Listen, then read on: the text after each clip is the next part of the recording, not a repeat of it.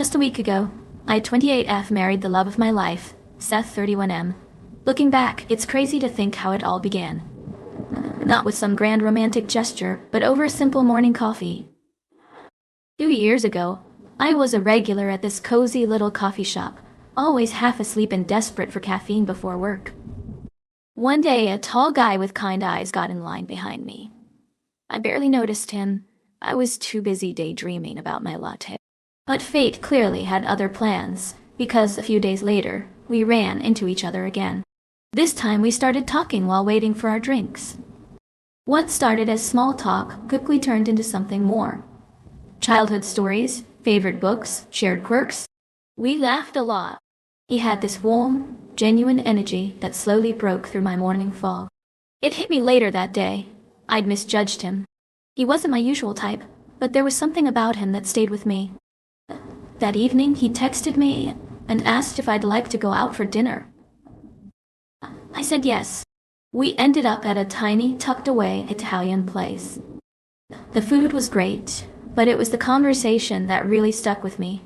Easy, effortless, and honest. We talked for hours. Turns out we had way more in common than I ever would have guessed. A shared love of old movies. A not-so-secret karaoke obsession, despite both of us being hilariously bad at it. And a mutual devotion to tacos. Over the next few weeks, we saw each other more and more. We went on hikes, explored museums, and even tried and failed to take a pottery class together. The more time I spent with Seth, the more I realized how special he was. He was funny, intelligent, supportive, and always knew how to make me smile. He challenged me to be a better person, and he made me feel like I could be myself completely around him. Then, on our second anniversary, Seth surprised me with the most incredible proposal. We were on a weekend getaway to a charming cabin in the mountains. It was snowing softly outside, and we were cuddled up by the fireplace when Seth got down on one knee and pulled out a ring.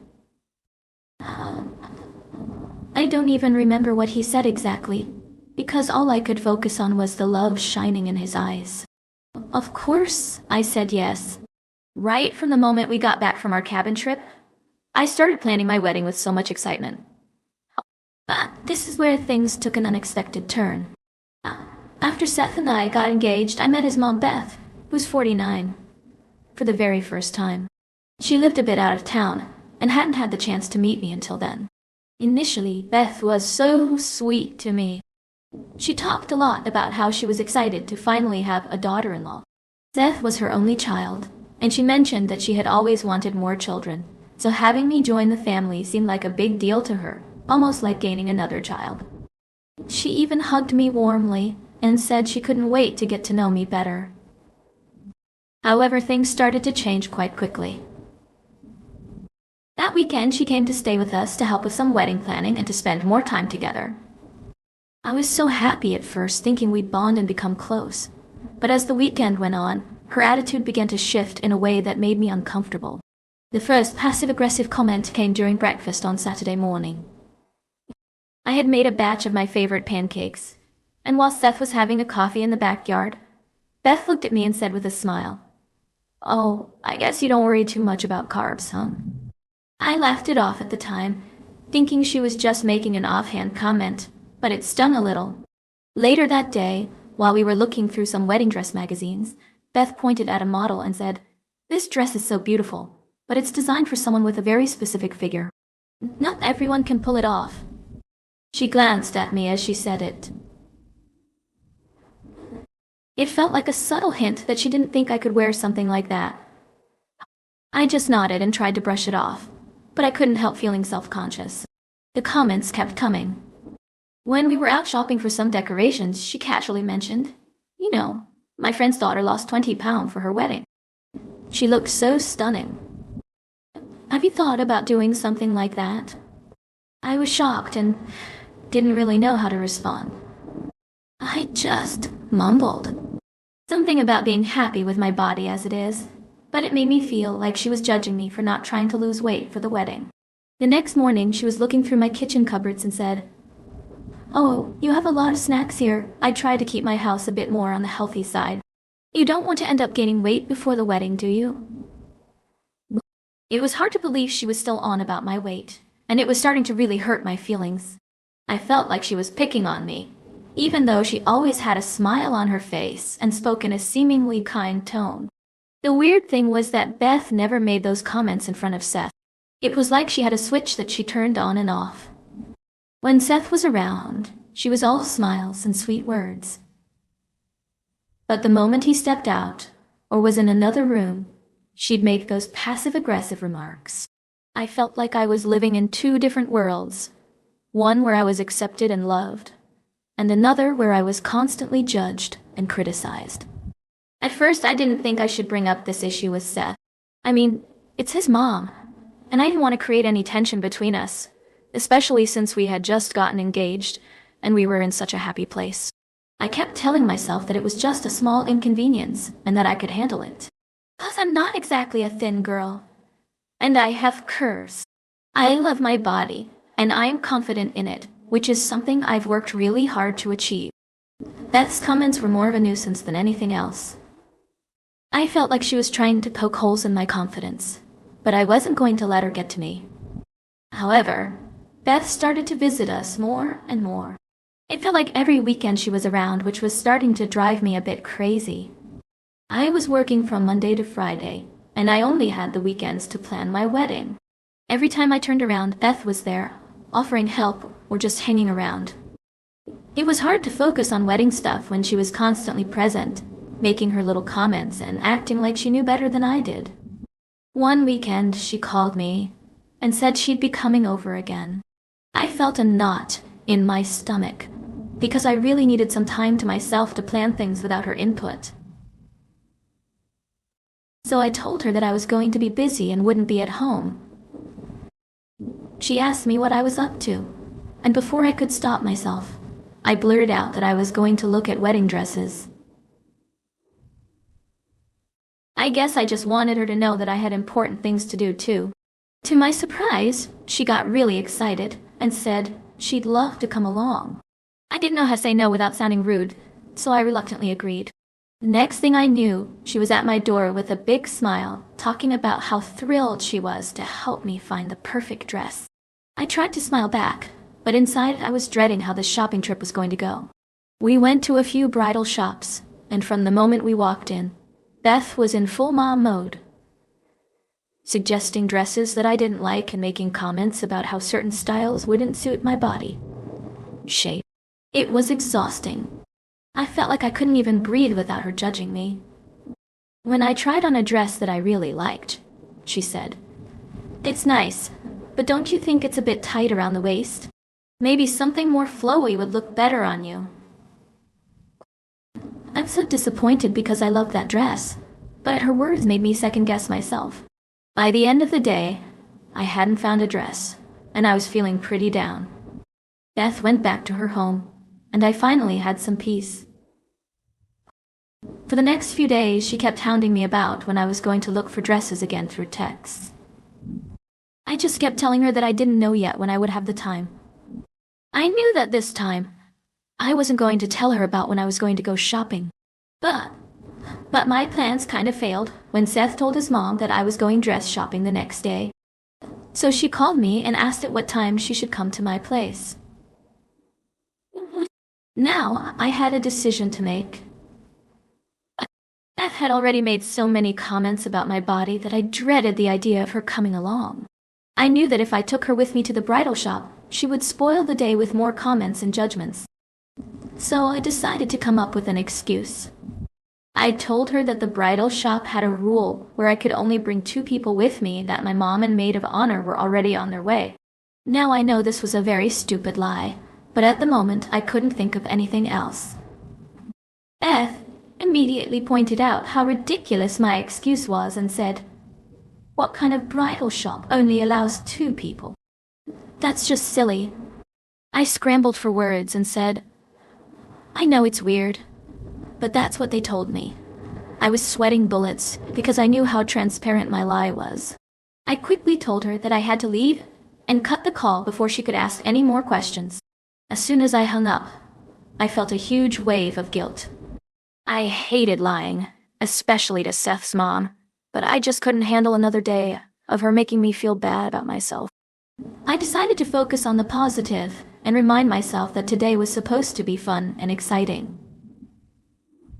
My mom and maid of honor picked me up, and we headed to the bridal shop.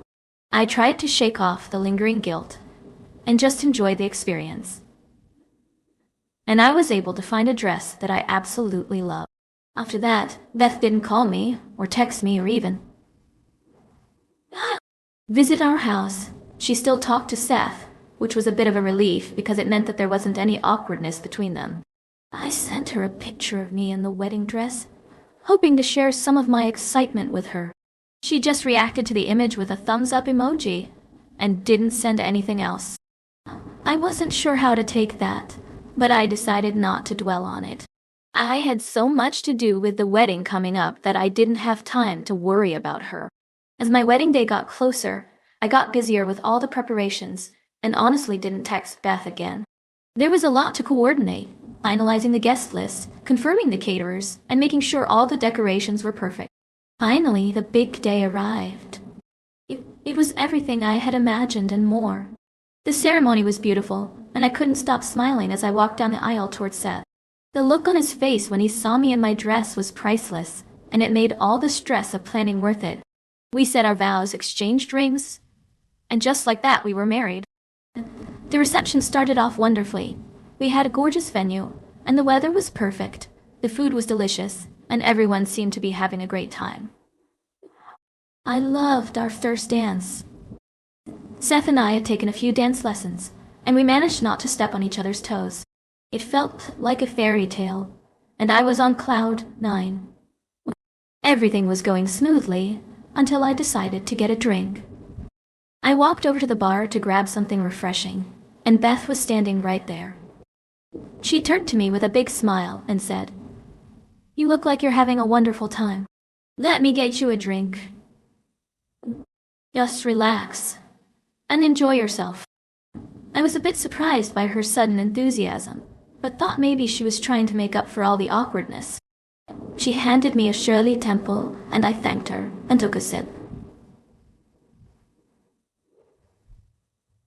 Well, a few minutes later I started feeling drowsy, but I thought that this was just because I was tired.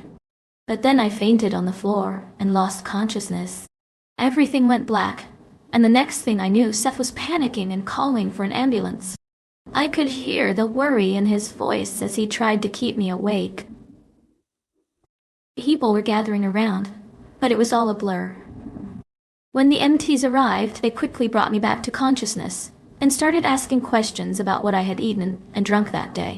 I told them everything, including the meal I had at the reception and the Shirley Temple that Beth had given me. They were concerned and asked if there was anything unusual or if I had taken any medication. That's when Beth, looking a bit guilty, came forward and admitted that the drink she gave me had alcohol in it. She said she didn't think it would be a big deal and that she thought it would help me relax. I was shocked. Why would she add alcohol to my drink without telling me? Things got even more complicated when my maid of honor, Emily, spoke up. She told the MTs that I had taken an anxiety medication just a few minutes before walking down the aisle. I had been so nervous about everything going smoothly that I took a small dose to calm my nerves. It turned out that the combination of the medication and the alcohol was what caused me to collapse. There must have been some chemical reaction that knocked me out. The MTs explained that mixing alcohol with certain medications can be very dangerous, and that I was lucky it wasn't more serious. Once the MTs left, Seth turned to Beth and told her to get out. His voice was trembling with anger, and Beth looked stunned. She tried explaining, saying she didn't mean any harm, and that it was just a misunderstanding, but Seth wasn't willing to listen to anything. He yelled at her to leave the reception right now. I had never seen him so upset, and it broke my heart to see him so angry with his mom on what should have been a happy day. With all the commotion, I was not feeling well, and the whole mood of the reception just plummeted. Guests were uncomfortable, and the joyful atmosphere we had worked so hard to create just evaporated. People started leaving one by one, and before we knew it, the reception shut down early. It was heartbreaking to see everyone leave so soon, and I felt like the day I had dreamed of for so long had been shattered. Seth and I went back to our hotel room, and I was trying to process everything that had happened. I felt numb and exhausted, and the sadness hit me like a wave. This was supposed to be one of the happiest days of my life, but instead it had turned into a disaster because of a stupid prank. I couldn't believe that Beth's thoughtlessness had ruined our special day. Beth kept texting and calling, both me and Seth, but neither of us responded. We just needed some time to process everything and figure out what to do next. I could see Seth was really torn up about it. He loved his mom, but he was also incredibly hurt and angry by what she had done. It was a difficult situation, and I didn't know how to fix it. When we finally went back home, I tried to put the whole incident behind me and focus on our new life together, but it was hard. Every time I thought about our wedding day, I felt a pang of sadness. I kept replaying the events in my head, wondering how things could have been different if Beth hadn't pulled that prank. It felt like a dark cloud hanging over what should have been a beautiful memory. Thankfully, we soon left for our honeymoon, and it was such a relief to get away from all the drama and stress. Seth and I had an amazing time exploring new places and creating beautiful memories together. It was the perfect escape, and for those 2 weeks I felt like everything was back to normal. We laughed, relaxed, and enjoyed each other's company without a care in the world. But when we came back, reality hit us hard. As soon as we pulled into our driveway, there was Beth waiting for us at the door. My heart sank, and I felt a knot of anxiety in my stomach. I knew this confrontation was coming, but I wasn't ready for it to happen the moment we got back. The worst part was that she didn't apologize. Instead, she kept saying that it wasn't her fault, and that she only meant it as a prank. She stood there, trying to justify her actions, saying things like, "I didn't think it would hurt you, and I just wanted to lighten the mood." It was infuriating to see her refuse to take responsibility for what she did. I couldn't believe that she was trying to downplay the whole incident, as if it were just a harmless joke. Seth couldn't take it anymore.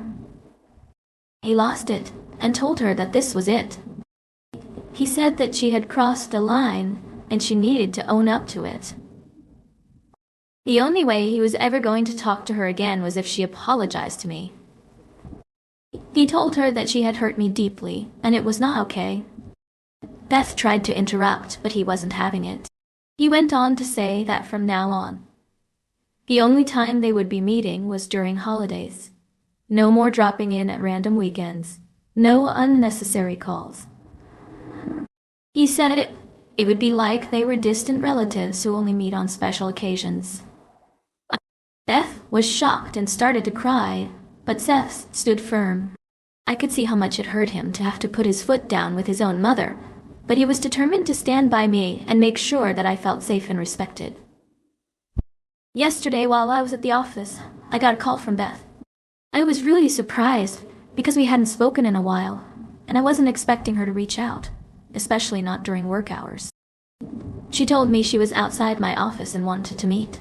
I was taken aback and definitely didn't want her coming inside and causing any unnecessary drama, so I decided to go meet her outside to avoid any scenes. We sat down in a little cafe across the street, and I could see that she looked really upset. As soon as we started talking, she broke down crying. It was so awkward because people around us started staring. She told me that she couldn't believe what Seth was doing.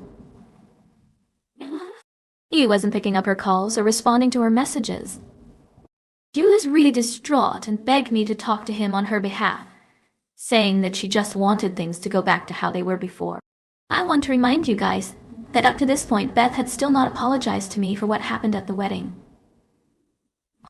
It was like she was in complete denial about the impact of her actions.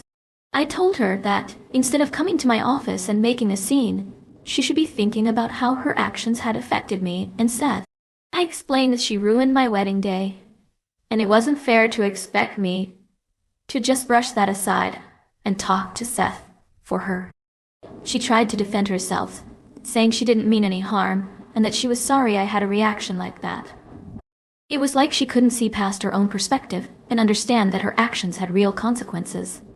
Insisting that if she had known what would happen, She would have never done anything like that, as she continued to cry. People in the cafe started looking at us with concern. I was feeling really uncomfortable, and just wanted to get out of there. I told her that I'd see what I could do, but I made no promises.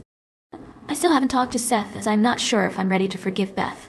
I mean, she didn't even apologize until I reminded her to do that. My mom told me to let it go and forgive my mother-in-law, but I am not so sure. What do you guys think? I would appreciate suggestions. Update 1. Hi, everyone. Thank you so much for your comments and suggestions.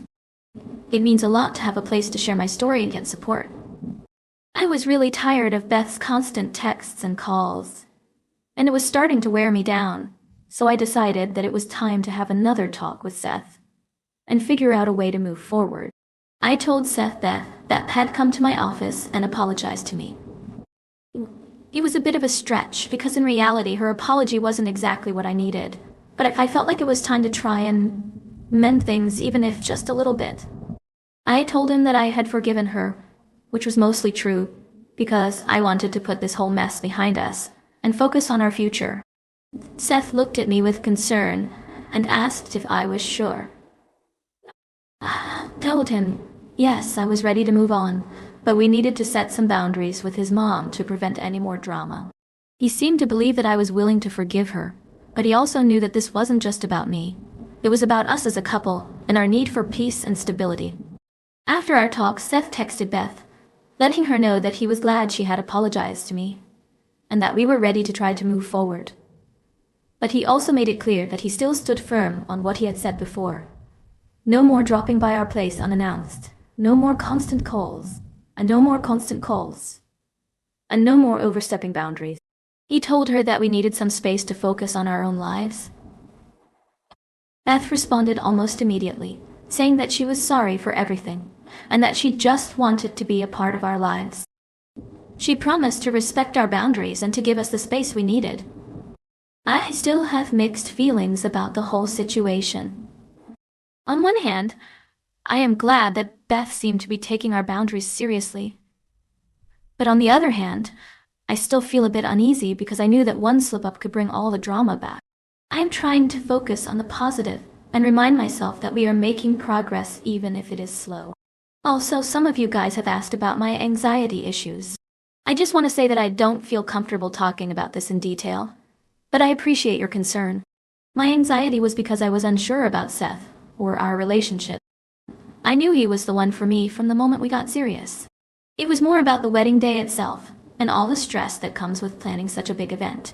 We had over 200 guests coming, and I wanted everything to be perfect for them.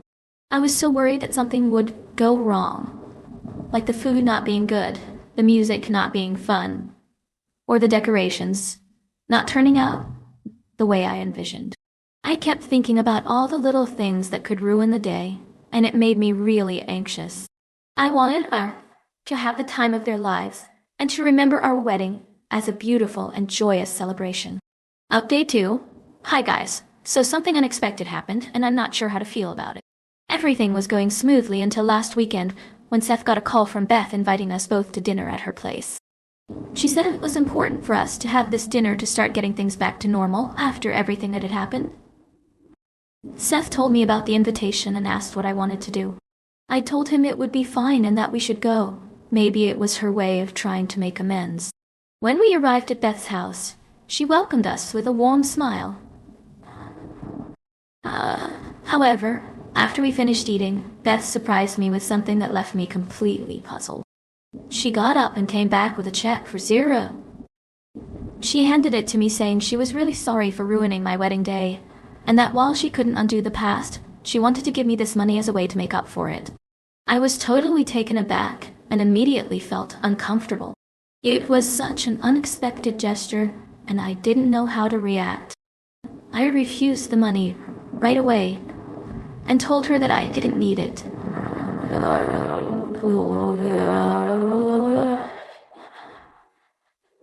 You just let bygones be bygones.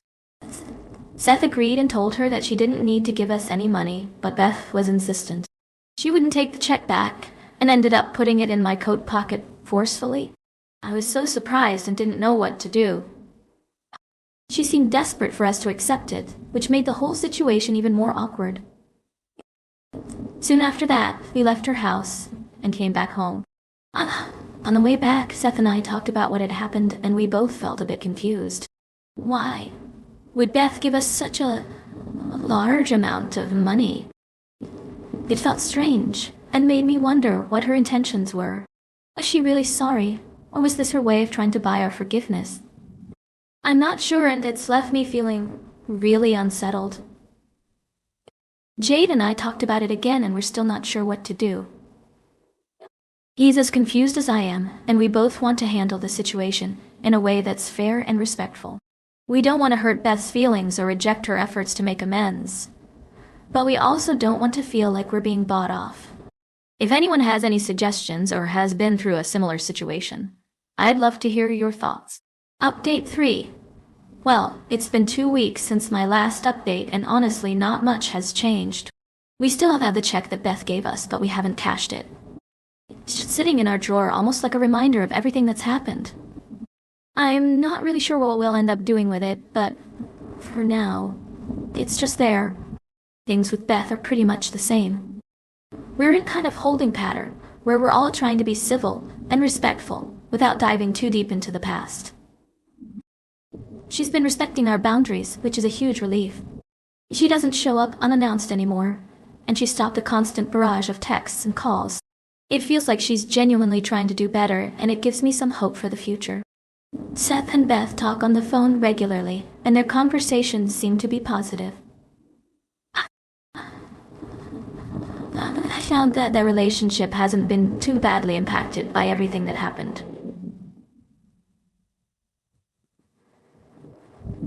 I also talk to Beth sometimes. Our conversations are polite and a bit formal, but there's an effort on both sides to keep things friendly. So I think this will be my last update for a while. I don't expect much to change anytime soon, and I'm hoping that things will continue to improve little by little. I want to focus on the positive and keep moving forward, and I think that's the best thing I can do right now. If anything major happens, I might pop back in with an update, but for now, I'm going to take a step back and focus on living my life. Thank you again for everything, and I hope you all have a wonderful day.